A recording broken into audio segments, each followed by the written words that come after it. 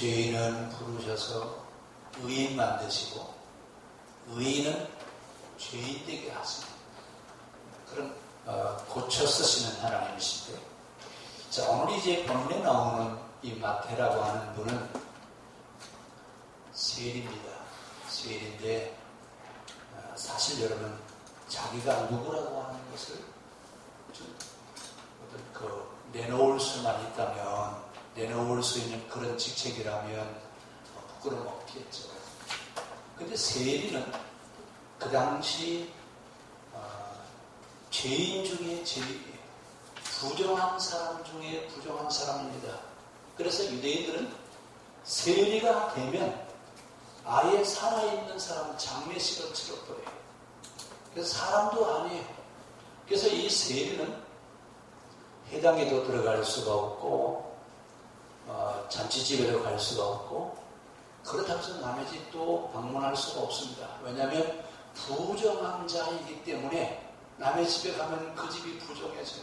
그래서 부르지도 않고 오라고 하지도 않고, 요즘 말로 얘기하면 그 당시 사회에서 왕따 중에 왕따입니다.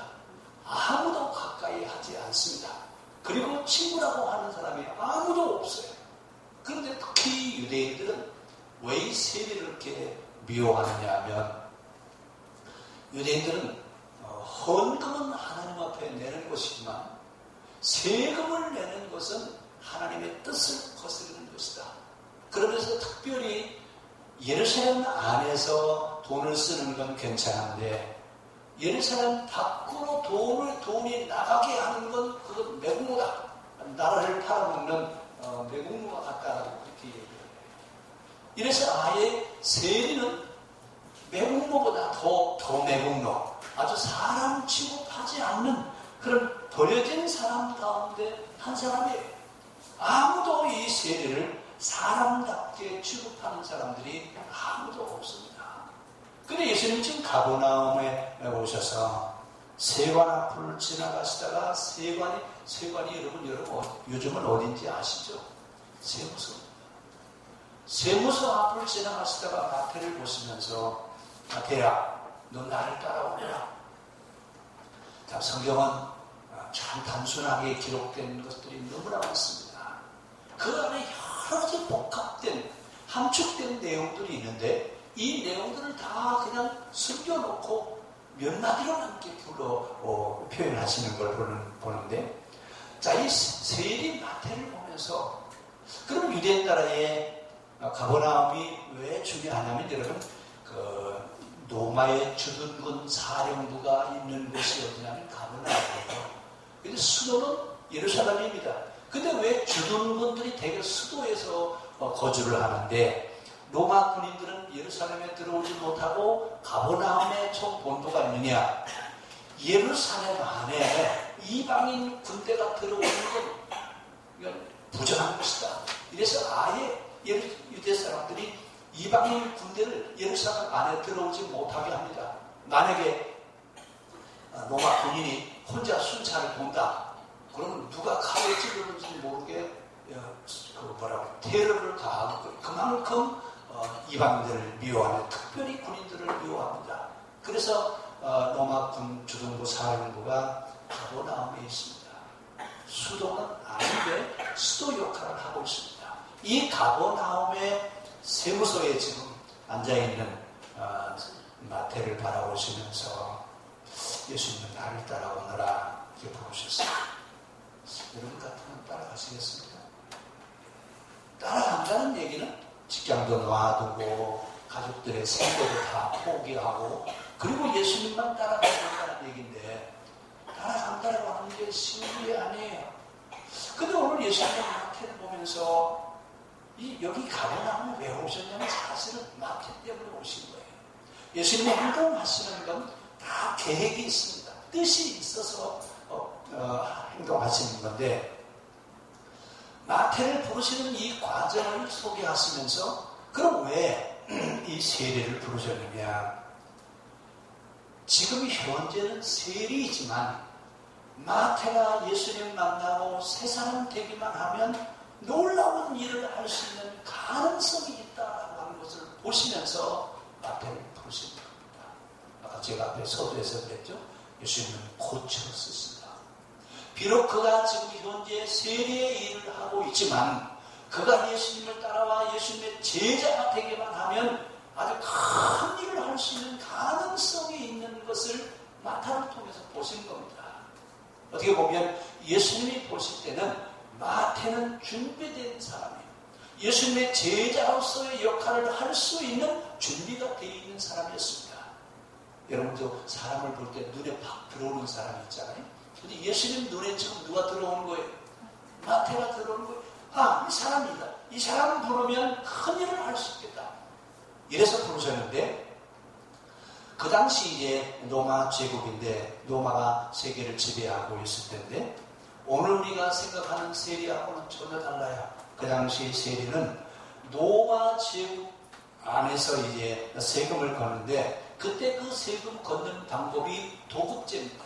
무슨 얘기냐면 연수등에 세금을 만약에 600원 걷어가라, 걷어올 사람, 그럼 지원하면 한 사람을 임명해. 근데 그 사람은 600원만 세금을 걷는 게 아니라 얼마나 걷냐면 대개 10배를 걷어요. 6,000원을 걷어서 600원은 로마 제국에다 바치고 나머지는 누구 거예요? 그래서 세리는 아주 이 돈에 애착을 하는 이런 사람들이 주로 이 세리에 지원하는데, 이렇게 도급제로 되어 있습니다. 그래서 지역에 있는 세금들을 거두기 위해서 아주 이 세리들은 온갖 수단과 방법을 다 동원해요. 근데 어떻게 세금을 매기냐? 먼저 땅에서 나오는 소득에 대한 소득을 세금을 내리는데, 곡식은 10분의 1, 과일은 5분의 1을 얻습니다. 그리고 관세는 2.5%, 인두세, 사람의 세금은 남자는 14살부터 65세까지, 여자는 12살부터 64세까지 인두세를 내요. 우리도 지금 주비세 이러면 되잖아요. 이 주비세 역사가 이렇게 오래됐습니다. 인두세를 내고 통행료를 내는데, 지금 우리 고속도로 다닐 때는 이러면 다 통행료 내고 다니잖아요. 근데 그때는요, 다리를 건너가도 통행료를 내야 되고, 시장에 입장을 하려고 해도 입장료를 내야 되고, 항구에 들어가고 나가는 출입세를, 이렇게 해서 세금을 걷는데, 다른 나라에서는 보통 70에서 85%가 고대 세금입니다. 그러니까 나라는 조그마한데 돈이 필요하니까 중앙집권제를 해야 하다 보니까 세금을 이렇게 많이 거둘 수밖에 없습니다. 근데 성경은 뭐라고 했냐면 무징병, 무노역이어야 된다. 세금을 걷지 않아야 된다. 그러니까 11조는 그럼 뭐냐? 11조는 여러분 세금이 아닙니다. 세금이 아니라 사회보장제도를 위한 보험금을 내는 것과 똑같아요. 왜냐하면 고아와 과부와 나그네 이런 사람들에게 생활할 수 있는 생활비를 주기 위해서 내는 것이 11조였는데, 언제 우리가 어떤 상황이 될지 아무도 모릅니다. 그래서 이 11조 제도는 보험금을 내는 것과 같습니다. 자, 이 당시 그래서 이 로마 제국 내에서 세금을 거는데, 그동안엔 작은 나라에 있을 때는 세금이 70에서 85% 세금을 걷었어요. 로마가 세계 제국화를 이루고 나니까 세금이 얼마나 줄었는지 몰라요. 이러니까 사람들이 대제국이 되니까 우선 세금이 줄어드니까 살 것 같아요.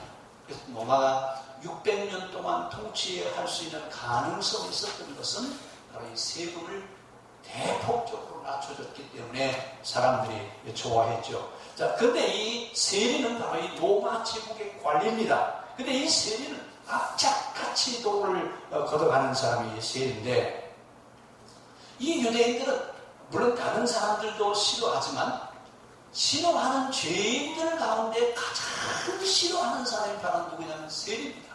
왜 이 세리를 이렇게 미워하느냐? 유대인들은 예루살렘 밖으로 자기 나라에 돈이 나가는 건 수용할 수가 없어요. 그래서 예루살렘 성전 안에서 쓰는 동전을 따로 만들었어요. 왜냐하면 세상의 돈이 교회 안에 들어오는 걸 부정하다. 그러니까 성전 안에 들어와서 헌금하려면 환전을 해야 돼요. 예루살렘 성전 안에서 쓰는 돈으로 바꿔서 이제 헌금을 하고 그랬는데, 이 유대인들은 국수주의자들입니다. 나라에 대한 애국심이 대단한 사람들이죠. 그래서 성전에 헌금을 내도 다른 나라에 세금을 내는 건 안 된다. 그래서 국외로 돈이 나가게 하는 것은 원수 같은 매국노다라고 이렇게 취급합니다. 그러니까 지금 세리는 예루살렘에서 돈을 걷어서 어디다가 내는 사람이에요. 로마 제국에다가 돈을 내야 되니까 착한 사람이죠. 아주 유대인들의 원수 취급하는 아주 이 로마 군인보다도 더 미워하는 사람이 바로 누구냐면 이 세리입니다. 이 세리를 이렇게 미워하게 됐던 원인은 신앙적인 이유 때문에 그렇습니다.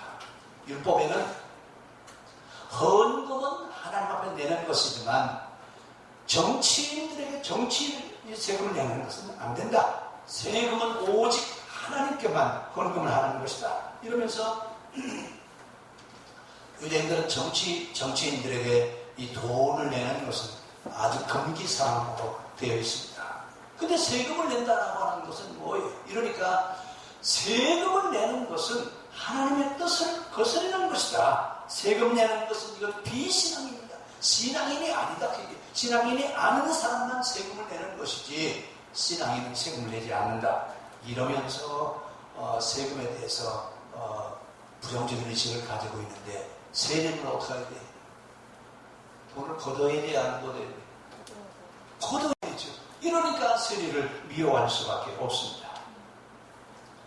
그러니까 이 세리들이 하고 있는 이 일들이 유대인들의 시각으로 보면 세리는 매국노이면서 비신앙인이라고 하는 그런 시각으로 바라보고 있습니다. 그래서 유대인들은 세리들을 뭐라고 부르냐면 제가 좀 거친 말을 써서 용서해 주세요. 제일 못난 놈, 제일 미운 놈, 살인자와 강도 같은 놈, 이렇게 아예 그냥 제쳐나고 사람 취급하지 않습니다. 오늘 이 율법서에 나오는 부정한 짐승, 이 정결례법에 어긋나는 그런 부정한 짐승과 같은 사람, 그래서 이 사람들은 회당에도 들어올 수가 없습니다. 법정에 증인으로도 세울 수가 없습니다. 강도와 살인자처럼 부정한 자로 취급하는, 아주 그러니까 살아있으나 죽은 자 취급을 하는 사람이 세리예요.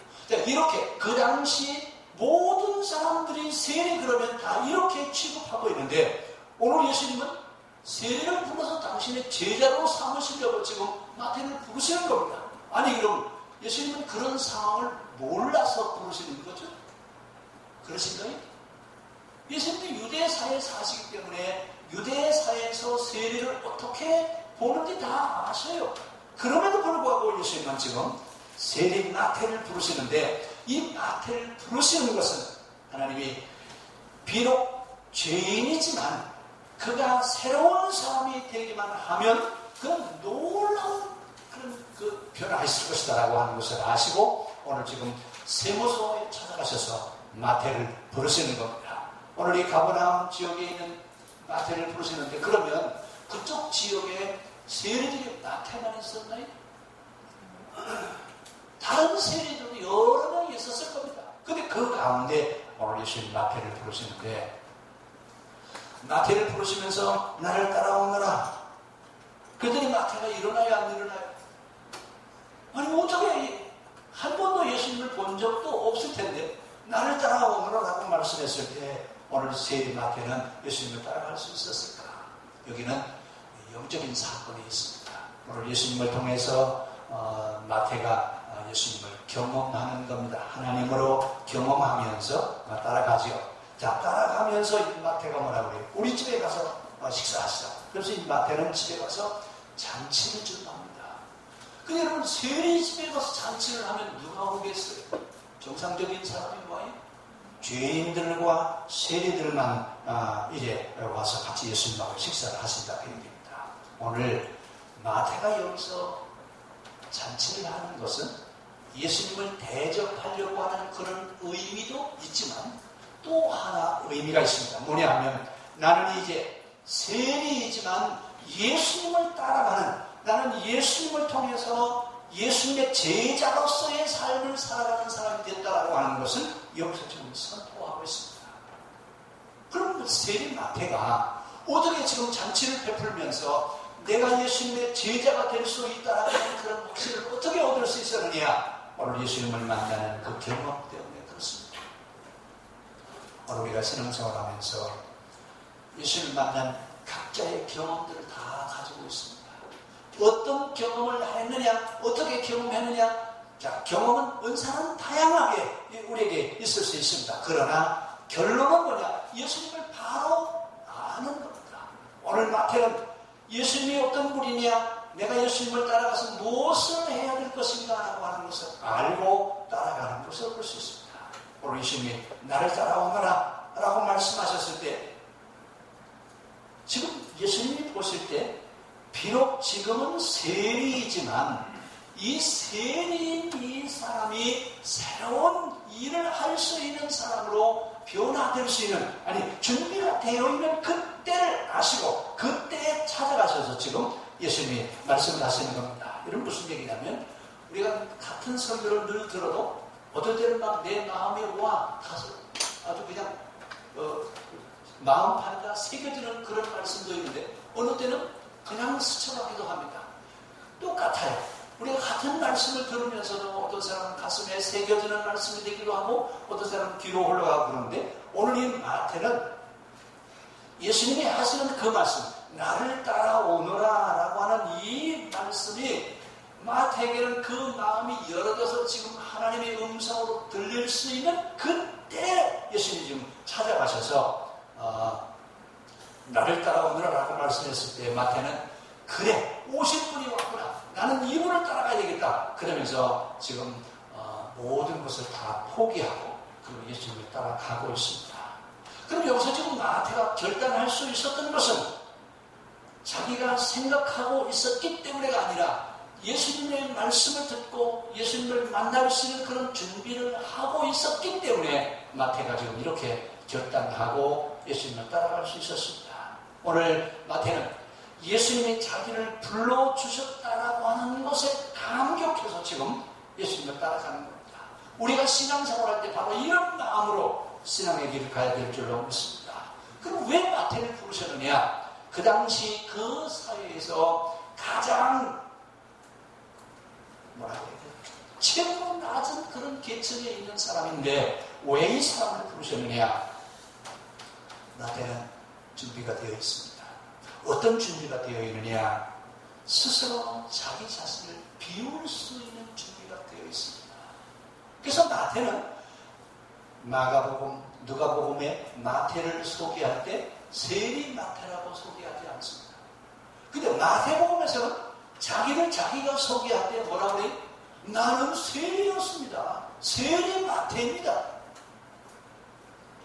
그 다음 우리는 지금 아무렇지 않게 세리에 대한 이야기를 듣지만 그 당시 사회에서는 세리라고 하는 말은 속이고 싶은 말이에요.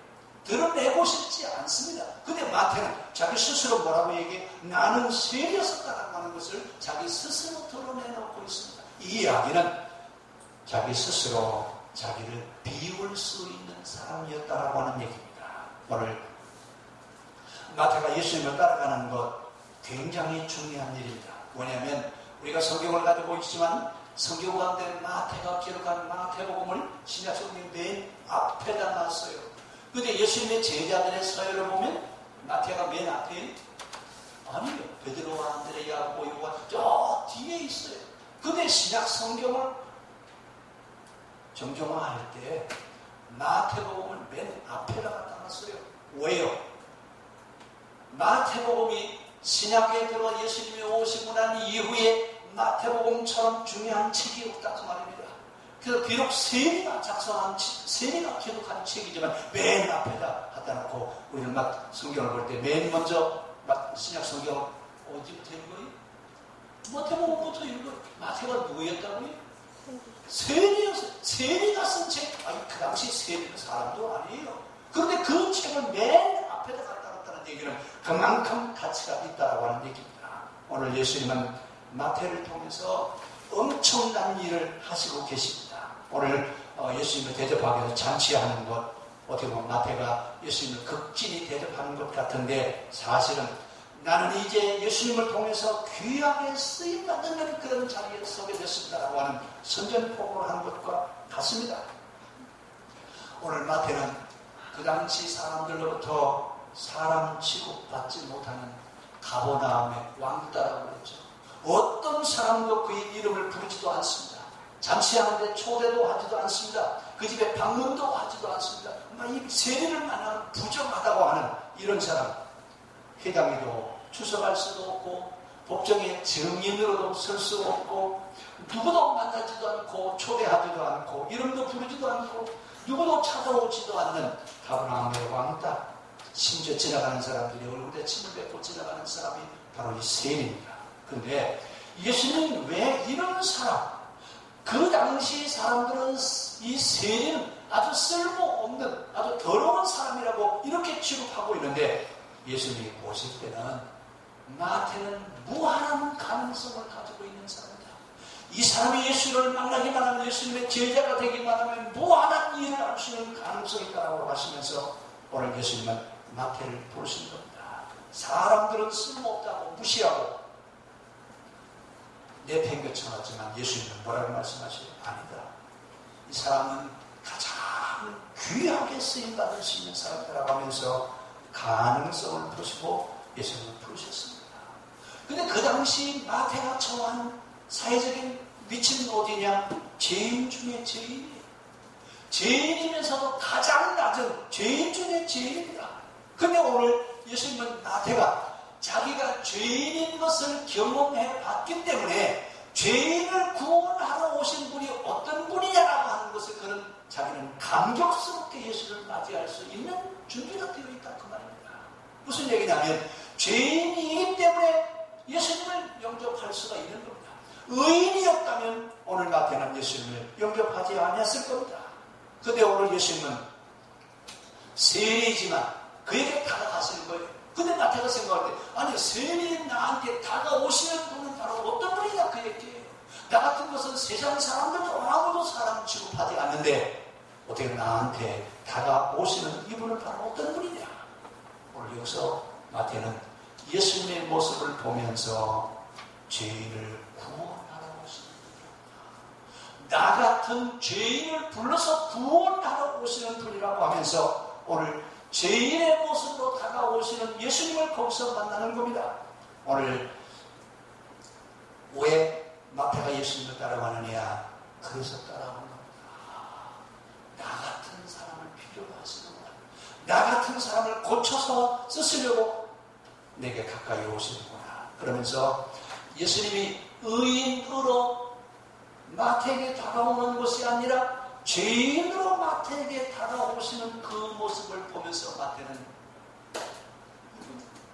바로 이분이 이 세상에 나 같은 죄인을 구원하러 오시는 분이로구나라고 하는 것을 마태는 거기서 예수님을 이해하는 겁니다. 그래서 죄인을 구원하고 죄인을 위해서 오셨다라고 하는 얘기를 마태는 아주 강조합니다. 오늘 우리 13절 뒤에 한번 같이 보실까요? 나는 의인을 부르러 온 것이 아니요 죄인을 부르러 만들어 왔습니다. 마태는 유난히 죄인에 대한 얘기가 많습니다. 그 죄인에 대한 얘기를 어디서부터 하고 있냐면 1장의 족보에서부터 하고 있어요. 그래서 마태는 지금 이 죄인이라고 하는 이 개념을 마태는 너무나 잘 알아요. 그래서 오늘 예수님이 마태가 예수님을 만나는 그 자리, 이 만나는 자리는 마태가 예수님을 어떻게 이해하느냐라고 하는 것이 중요합니다.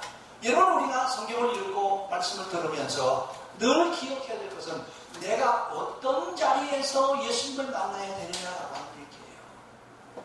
오늘 만약에 우리가 세리 마태와 같은 자리에 내가 있다고 한다면 예수님은 나의 구원자로 다가올 겁니다.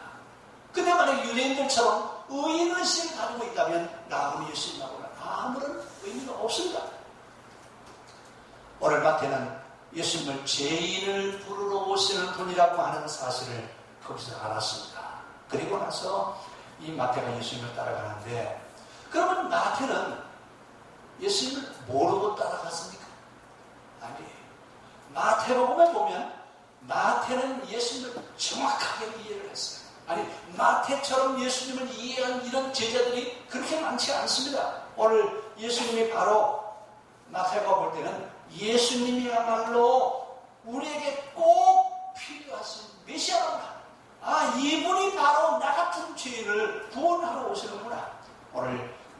여기서 예수님을 깊이 있게 만나고 이해하면서 나 같은 죄인을 생각하고 계십니다.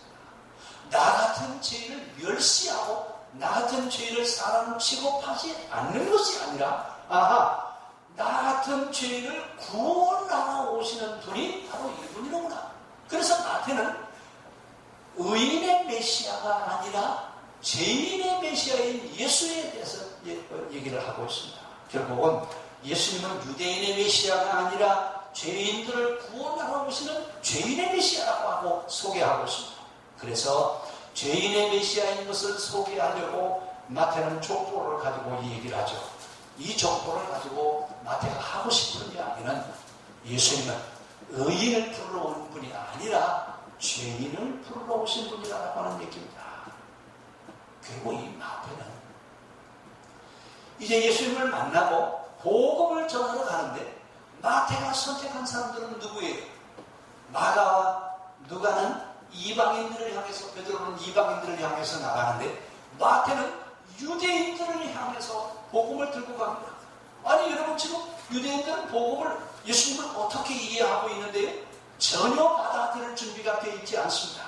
그런데도 불구하고 마태는 내가 세리이지만 나는 메시아를 만나다. 그 이야기를 누구한테 가서 얘기해요? 바리새인들과 서기관들에게 얘기하는 거예요. 그 당시 바리새인들과 서기관들은 이 막말로 얘기하면 공자 앞에 문자 쓴 것과 똑같아요. 마태가 바리새인들과 서기관들에게 가서 설교를 한다라고 하는 이야기는 공자 앞에 문자를 쓰는 것과 같습니다. 그런데 마태는 유대인들을 피해가려고 하지 않고 정면으로 가서 얘기를 합니다. 내가 말하는 예수님은 나 같은 세리를 싫어하시는 분이 아니라 나 같은 세리를 고쳐서 의인되게 하시는 메시아라고 하는 얘기입니다. 그러니까 의인은 죄인되게 하시고 죄인은 의인되게 하시는 메시아, 그분이 바로 예수님 그분이라 그 말입니다. 오늘 복음에 대한 정확한 이해가 있었습니다. 예수님이 어떤 분인가라고 하는 것을 정확하게 알았습니다. 예수님은 나 같은 죄인을, 나 같은 세리를 고쳐 쓰셔서 온 세계에 죄인의 메시아로 오신 분을 소개하게 하기 위해서 마태를 부르셨던 것을 마태는 압니다. 그럼 오늘 이 마태에 대한 이야기를 들으면서 오늘 우리 신앙은 어디로 가야 되느냐? 의인의식이 아니라 어디로 가야 돼요? 죄인의식. 죄인의식이어야 내게 예수님이 찾아오십니다. 만약에 내가 의인이라면 나는 죄인 되는 것이고 죄인이라면 의인 되도록 주님은 고쳐가시는 분이 바로 예수님이십니다. 오늘 마태가 예수님을 바로 이해하고 예수님을 따라갔던 것처럼 오늘 우리가 마태와 같은 역할을 이 시대에 감당할 수 있는 신앙인이기를 바랍니다. 기도하겠습니다.